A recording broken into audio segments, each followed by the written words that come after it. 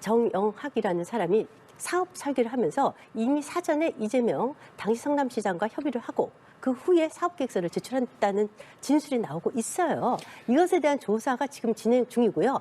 아무도 유죄라고 얘기한 사람 없습니다. 네. 수사 진행 중입니다. 그러니까 지금 이제 검찰에서 얘기하는 그 주장을 지금 말씀하시는 네네, 거잖아요. 네네. 저도 이제 한두 가지를 저희는 팩트에 근거해서 이제 그걸 반론하는 것인데 네네.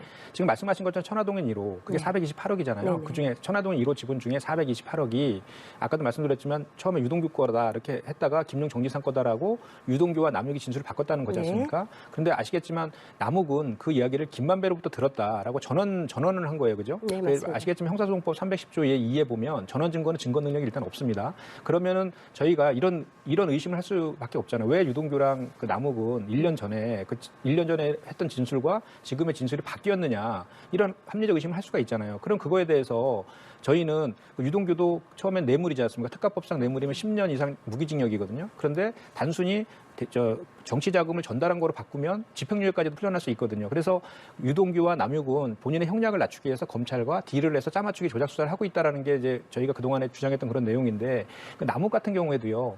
남욱이 작성한 자필 메모가 있었어요. 작년에 법원에 다 제출되어 있습니다. 거기에 보면 그 428억 있죠.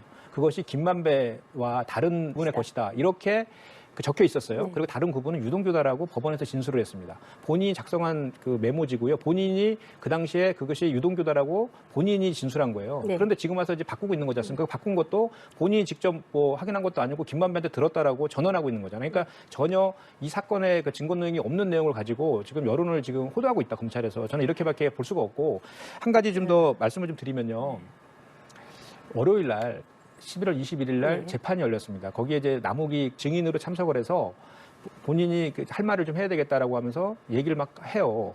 거기에서 이제 좀 전에 말씀하신 그 428억에 대한 그 김용과 정진상이 관여돼 있다 이런 진술도 합니다. 그런데 저희가 또 의심할 수밖에 없는 것은 뭐냐면 검찰에서 남욱은 지금 형사 피고인이지 않습니까? 그리고 검찰의 역할은 공소를 유지하는 거고 유죄 판결을 받아내는 게 검찰의 역할이잖아요.